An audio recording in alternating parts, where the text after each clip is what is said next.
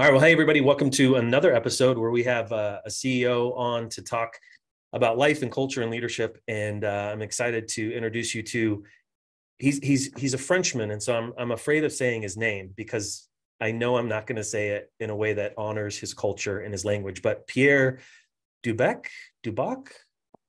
It's good. It's good. Thank you, Okay. Kevin. Well, thank you. I So, tried. Pierre, tell us a bit about you, and in particular, what your company is and where you're living, and just give us kind of the highlights. yeah, thank you. And thanks for having me. I'm Pierre. I'm the co-founder and CEO of OpenClassrooms. Started this business about 10 years ago in France, where I was born initially and then moved to the States a few years ago. And now I'm based in New York. Took that business into the States and expanding that a few years ago. We're a mission-driven company, and our mission is to make education accessible, and especially education leading to jobs. So it's the intersection of higher education and careers and the job market, recruitment, apprenticeship, that kind of stuff. We built that during our studies with my friend in France. We started 20 years ago to build online courses we wish we had in school, very, very young at the age of 11 and 13. And we built first online courses on coding, like web development, back in 1999. Did that for many years, parallel to studies in middle school, high school, college, and became the reference platform to learn coding in French-speaking countries.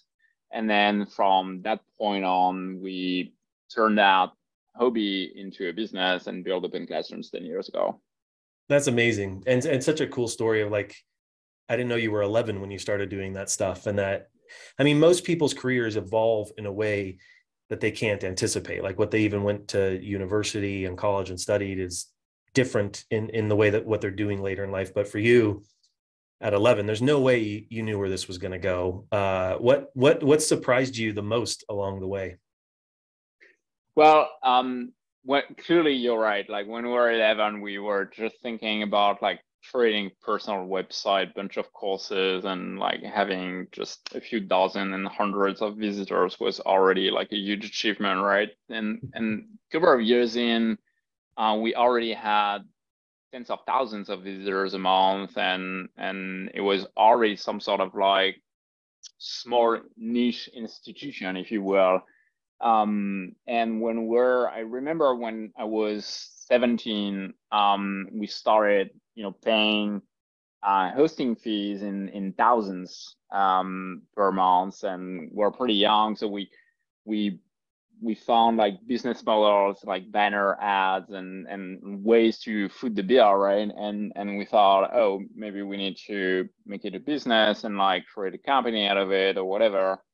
And I remember it's like, oh, you need to like create a business plan. So we Googled everything we didn't know. So we're like, how to create a business plan on Google, and from that point we thought at this stage in our lives, we thought that if we ever reached like $100,000 of revenue as a company, that's kind of the end, right? It's like it's so much money that you're like you can just stop here and just enjoy your life for many years. So we reached that in like 2 years, and we're like, actually it's nothing as a company. So I think we really discovered a lot because we had no idea what we're doing. And I would say, generally speaking, we've been able to overcome like the next big barriers and roadblocks we're seeing. And what always surprised me for many years, actually, it's that how limited your eyesight is. It's like you only see what is within your vicinity, and you cannot really imagine what's behind it. It's very, very hard to imagine what is behind it if you haven't seen it in your family and social network or whatever. And as we grew as leaders and entrepreneurs, we had more and more access to kind of the next stages of like companies, leaders, clients, employees, and so on. And we realized that, oh, actually, like there is more to be done there. So it was always inspiring to really realize that those roadblocks are really just in your head, roughly, and you can like kind of wave them as you go and reach the next stage. Yeah. Well, that's huge. That's I mean, just the $100,000 is such a good example because, well, like you were young, and of course that's a ton of money, but like realizing that we still all do that in ways that we just know what we know, and the dream, the impact, the ability to grow ourselves, our businesses, it's far bigger than we can even really imagine. And Right. in some ways, it's really only limited by us, by how we, Exactly. yeah. How have you guys been able, well, actually say a little bit about, you and you co-founded this with someone, but you've been the CEO from the beginning of the business, not the hobby, but like, how did you guys make that decision, and how have you kept being the CEO? So we created the company with 50% ownership each. So we was very like in two halves. And we knew that it was pretty bad advice. Like, yeah, like everybody told us like you shouldn't do that. And you should always have like 51% for one person and like 49% in case of like something happens and you need to make a decision or whatever. So we decided still like we want to be even, but we still need somebody to decide if we cannot really like compromise on anything. So we had conversation about it, and we decided that would be me. If we couldn't find like a way to agree, like first we would need to try as hard as we can to align. But if we could not, it was more important to decide one way or the other than to just stall. So we decided it would be me.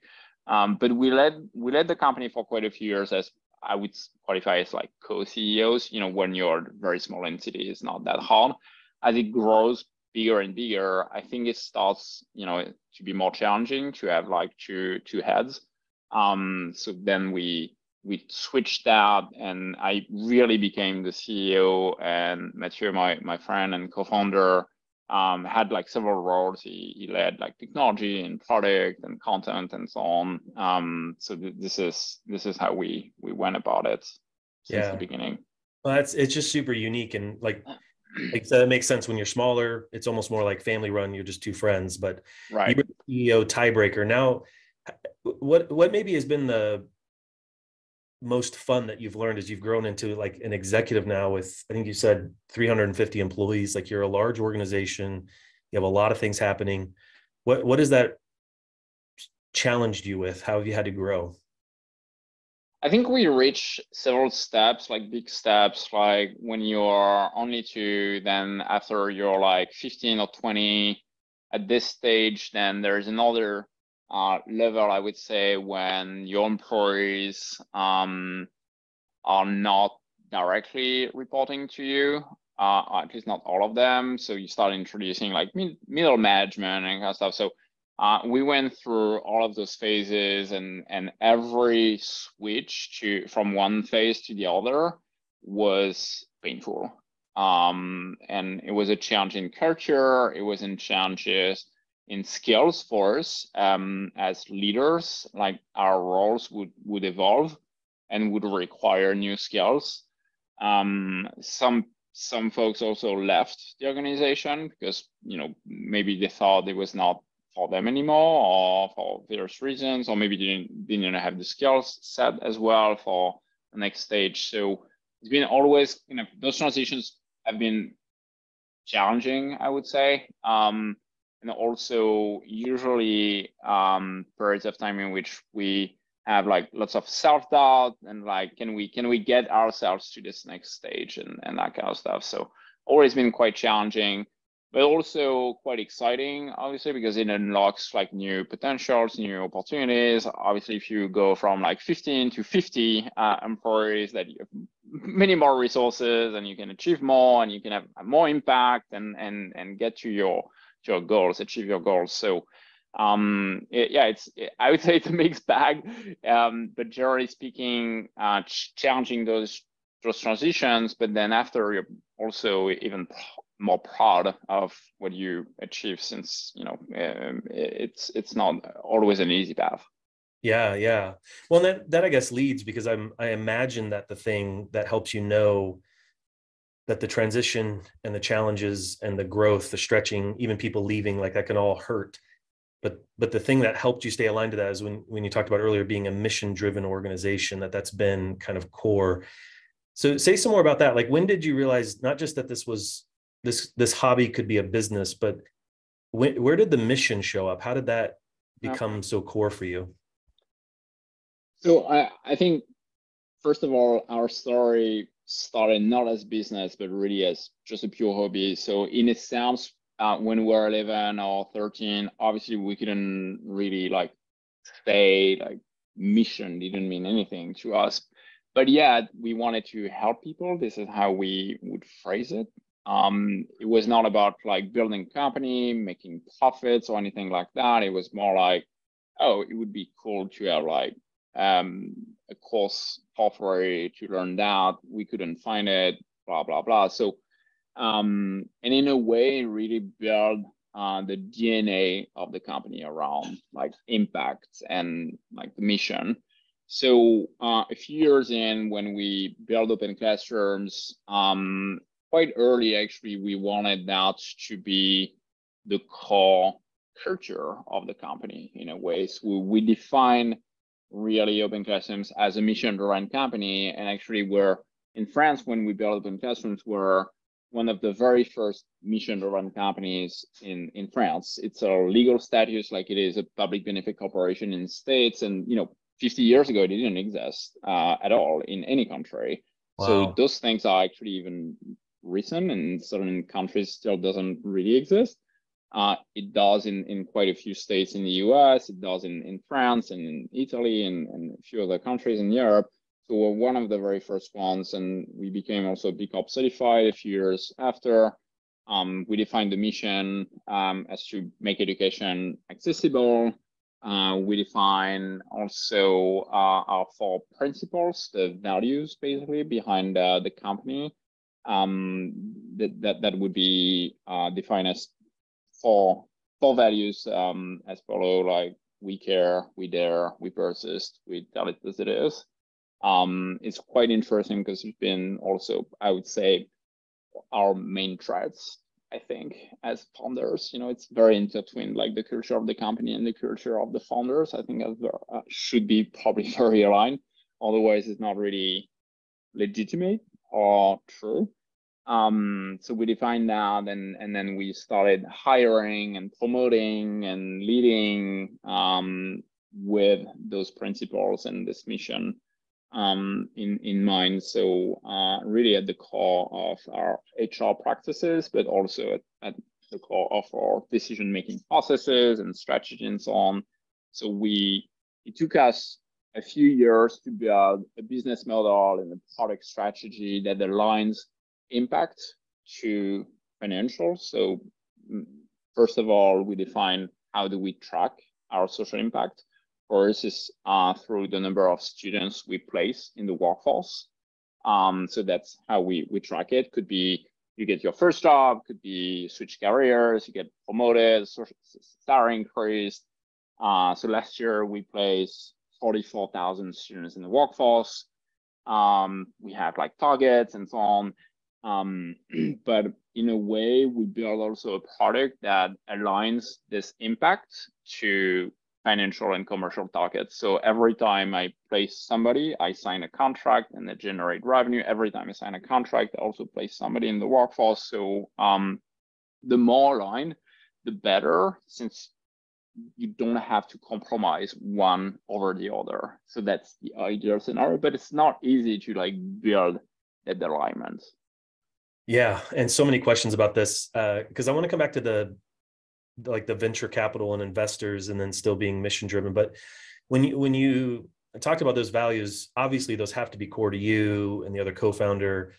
But then primarily as the CEO, for that to exist, that is easier to manage and have a culture around that when it's smaller. How have you been able to do that? And you're remote first, so you have 350 employees, mostly remote first. Yep. How do you keep the culture when people are so far removed? They can't be like, I worked with Pierre for years right next to him. I know the culture. Yeah. It's down the line. How do you do that? What have you learned? Or how are you? Yeah, I think when we're like 10 or 20, then everybody was more or less in a room, and you could say, yeah, I work with Pierre or whoever for long enough. I know what the culture looks like. When you start hiring, and during COVID times, we grew quite quickly, and we hired like 100, 200 people like in a year time. So that rapid growth, doesn't really allow for any like close onboarding. So first of all, we wrote it down. We wrote the culture, the mission, the principle down, the behaviors we expect. So we spend quite a lot of time on the precise definition of what we want. What is the culture, what it is not, the values, the behaviors behind those values, and so on and so forth. And we started using them at every level. So you have to decide A or B, like strategic meeting or whatever. How do you decide that? It should be against the mission, against the values. You decide that because it will create more impact towards this goal of making education accessible, or you decide that because it's more daring, and we dare is one of our 4 principles, etc., etc. So obviously you need to lead by example. So you need to do that all the time and show others, and try and like train them to do that. So we wrote it down. We embedded it in all HR practices: hiring, firing, promoting, etc. And then I think it's really important to, I would say whenever you see the culture going off track, you need to address that. So sometimes, we had, managers. Sometimes you hire somebody brilliant, but the person is not really aligned to your core values or core culture. You need to address that. They need to get back on track, or you need to somehow let them go or something like that. So I think sometimes taking really tough decisions to protect the mission and the culture was also instrumental to nurturing and developing the culture. Yeah, and it takes like just constant work, right? Like even if you had stayed the same size, that would just be a lot of work. Totally. When you grow, especially that fast through the pandemic. So go back into the investors and the money you guys have raised, which has helped you increase the ability to impact and do all the things that you're talking about. But how have you been able to or maybe just what are some of the tensions or lessons learned in balancing the mission has to drive, but you also have to return? Yeah. How do you do that? Yeah. So first of all, we worked with impact investors. Some of them are impact investors, some of them are not, but like impact investors tend to understand the connection between impact and commercial and financial targets. I think it's becoming easier and easier as large funds also have some sort of an impact fund or ESG targets and so on. So I think 15 years ago was harder. Nowadays, I think it's something that is a bit more understood, generally speaking. That being said, back to what I said earlier, aligning social impact and commercial impact is key, because if it's aligned, then you don't get one without the other. And it's not really a question of balancing one. It's like, oh, I can do good, but then it will cost me, or I can be very successful commercially, but then I'm a bad person, or like something like that. If you can avoid being in that really stereotypical situation, that's ideal, obviously. And it's hard to build, but it is possible. You really need to build, I think, a product strategy, a sales strategy that is very that allows this. So we started working with financial partners who believe in that, first of all, believe in the mission of the company, supporters of it. But as anybody, as an employee, as a client, you have also expectations. So investors have expectations of their own. Could be to double, triple, quadruple the value of the company or get some financial upside. So you need to deliver against those targets. So you have different stakeholders, investors, you have employees, you have clients, you have suppliers, you have all sorts of stakeholders. They all have expectations, and you need to build a model that provides results against those expectations. So investors are a big part of the equation. It's not the only part. I think you need to deliver value to your clients. You need also to have your employees satisfied and happy somehow. But yeah, investors are definitely a big part of the equation. But to me, they're one of the many parts, as they're one of the main stakeholders of a company like OpenClassrooms. Yeah, so they're one of the main parts, but they're not the main part. They don't sacrifice the mission, but that doesn't become an excuse not to deliver commercially and grow the impact. Exactly, and quite simply, like, to deliver impact and to deliver on your mission, you need resources, financial resources, and you need to have a sustainable model. You need to make profits. Otherwise, if you don't make profits, you're going to lose money. If you lose money, it's not sustainable, and then you're going to die. If you die, then you have no impact. So it's pretty easy, when you phrase it this way. But I would say the end goal is the mission. Money and profits and financial targets are a way towards this mission, not the end goal. And sometimes I think many people might have lost that, financial success is a result of creating large-scale impact. Yeah. Not the other way around. Yeah. So if you define your mission, that's your true north. And then from there, you need financial resources, you need talent, you need clients, you need all sorts of things. But those are means to get to your mission. Mm-hmm. That's so good. And just good for so many entrepreneurs out there that, like, they want to make a ton of money, and you get it. And success sometimes just becomes if you can quadruple it and sell it and all this other stuff. And it's like, but there is another way. And so what's really profound in your story is you're not just sharing a theory, a desire, a hope. Like, you're living it, you've been doing it, you've been growing it, and being able to balance that. So that's super cool, super inspiring to hear.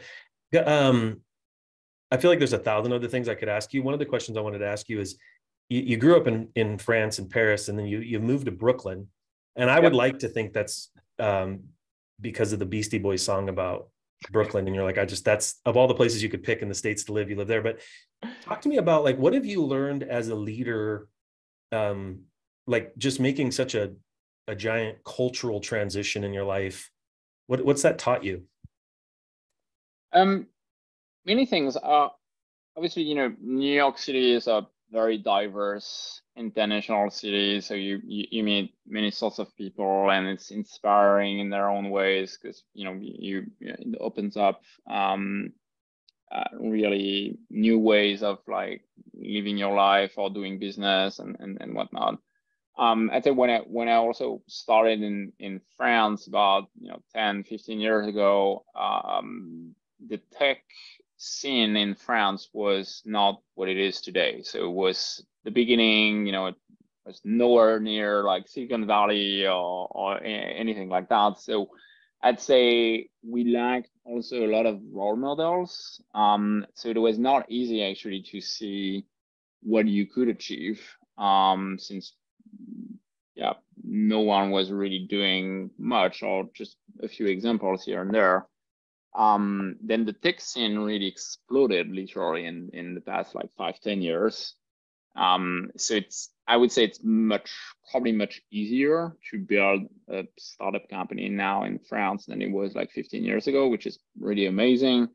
And now I'm in the States. I think it's also like an entire different level. So you get exposed to a scene that is like 10 times or 20 times bigger. I don't know what the actual number is, but something of that magnitude probably, with extremely successful leaders and entrepreneurs and organizations. So really inspiring in that sense, but also gives you access to bigger funds, bigger clients, like more senior talent and so on. So it feels like you can actually also grow faster as a person, but also as an organization. So on the other hand, there is more competition and it's harder because, top talent is here as well, competing against you. So it's just a very different environment, I'd say, but it is really really fun to live that.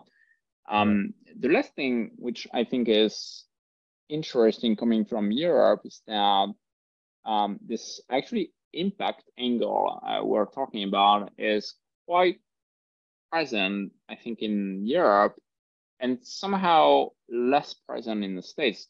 Doesn't mean it doesn't exist, but I would say coming from Europe, I feel we're kind of bringing something slightly differentiating to the market with something that is a bit more elaborate, maybe on that, and that gives us an edge somehow. So it's also interesting. I'd say we're on a very regulated market, like education, generally speaking, is like a lot of like public funding and regulation, compliance, accreditation, and whatnot. And being in Europe, we're just used to that because there is more regulation in Europe, just generally speaking. So it gives us also competitive edge that we're used to that. We can deal with it. We can work with governments fairly well. So it's interesting. When I arrived here, I also noticed that it's something that maybe US companies are less used to it because they can thrive in a non-regulated market for a much longer period of time without interacting with like regulators or compliance issues or very, very different things. But overall, it's been a wide journey. It's cool. Yeah, quite a journey, and appreciate you so much sharing it with us. And again, I feel like I could ask you so many more questions. I think the last one for the sake of time is to say, if you could only recommend one book on leadership in life, one book, and it doesn't have to be about leadership in particular, but if you were only going to recommend one book to a CEO out there or an entrepreneur, what would you recommend? I think one of the like basics, but really good ones is by Jim Collins. I'm sure you've heard this one. Like Good to Great is an amazing book, and I think got quite a few versions and editions now, but it's always a really inspiring book with many very concrete examples, and really hits nerve like every time I read it. I'm like, yeah, this is so true. And it rings definitely bells. But yeah, I think it's really a good book to get started with in leadership, and reread it every now and then, and you're like, oh, I forgot about that, and I should definitely No, that's good. That is, because it's one of those books that I think everybody's heard of or everybody's read in this sense, but that reminder of, no, just reread it, keep coming back to it, keep letting it set that true worth for you that you were talking about.